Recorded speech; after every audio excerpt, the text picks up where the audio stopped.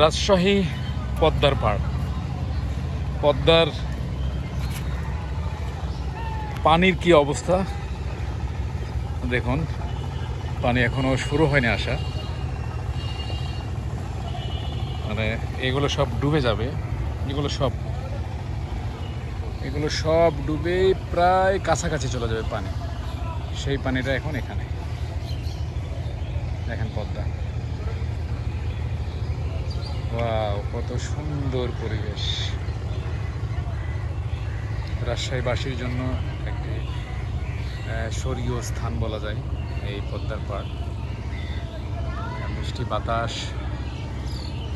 এবং মানে তপ্ত রোদের মধ্যে, অনেক গরমের মধ্যে মানুষজন সেখানে সব চলে আসে। এটাকে টি বাঁধ বলে, এটা তো টি বাঁধ।